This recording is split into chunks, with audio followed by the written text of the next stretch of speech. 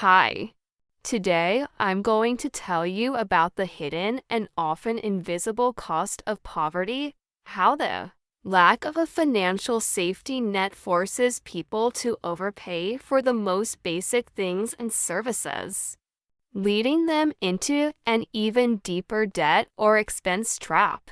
Imagine this for a moment. Nearly everyone watching has probably felt a twist in their gut like this at least once. You're on your way to work, maybe already a little behind schedule, and out of nowhere, the check engine light flashes on. Your stomach drops. Sure, the problem would cost around $250 to fix, but your bank account only has $38 until payday. So, you pretend it's no big deal. You crank up the music, try to ignore the strange rattle. You hope for the best. Fast forward to months since you couldn't pay that $250, your car breaks down on the highway. You call for a tow truck, which costs another $200. Now, the initial issue has wrecked your transmission, making the repair bill skyrocket to $1,800.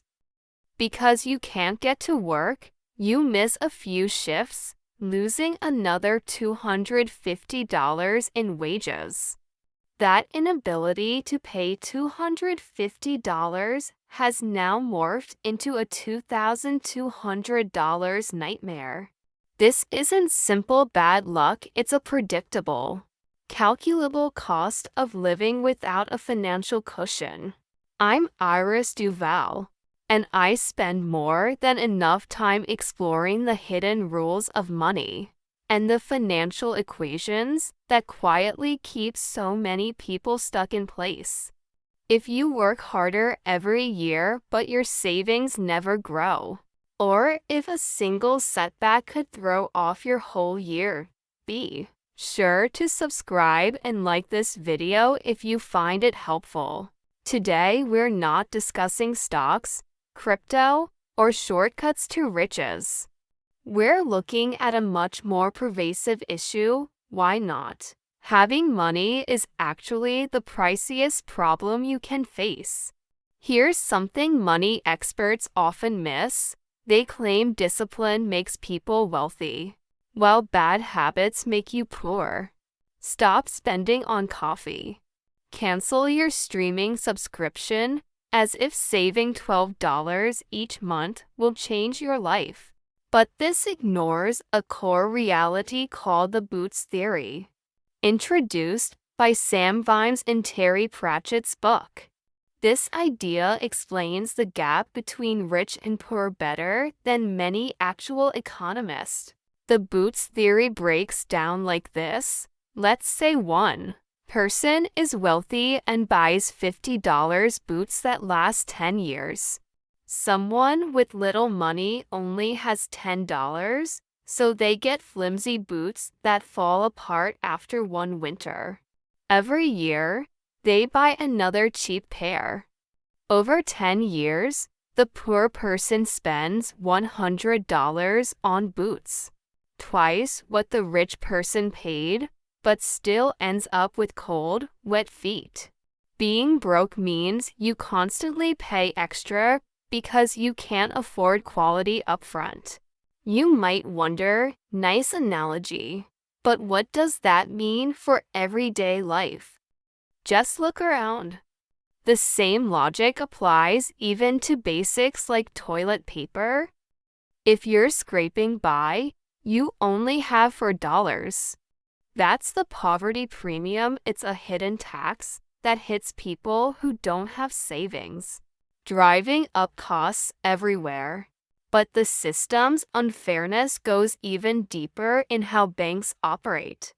Keep a high balance, and banks offer you perks: no fees, maybe even a bit of interest.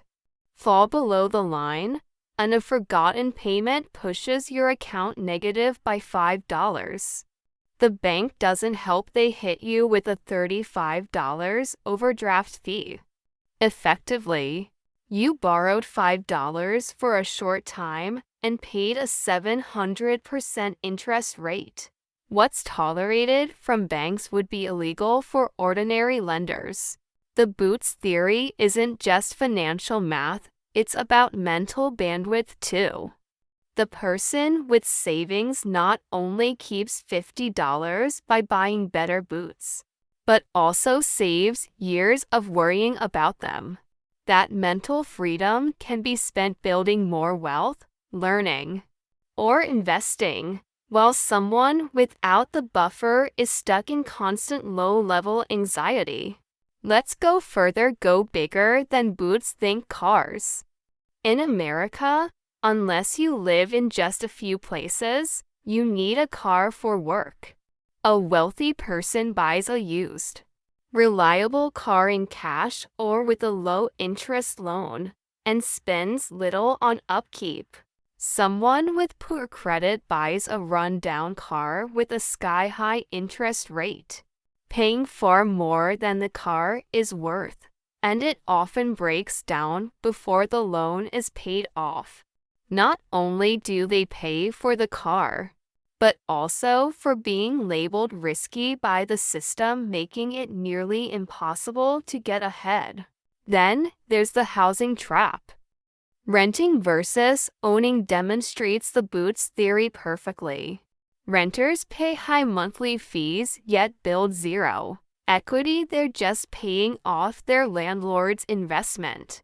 To buy a home, you need a big down payment, which is almost impossible to save for if half your income goes to rent. So, renters end up spending more for less, renting their living space, their credit, and their security.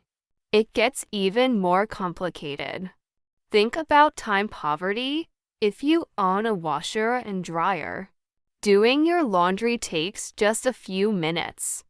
But if you have to use a laundromat, not only does it cost you cash, but it also eats up hours every week, time you can never get back to work, relax, or spend with family. Maybe all of this sounds unfair and frustrating.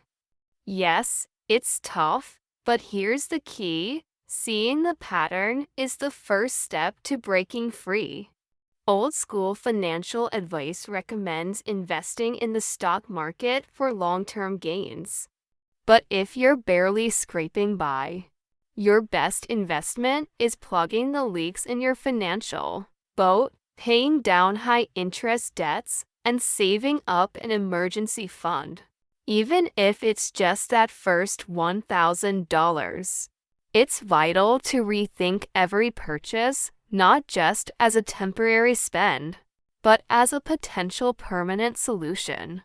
When you finally have a bit of extra cash, it's tempting to treat yourself after all the struggle.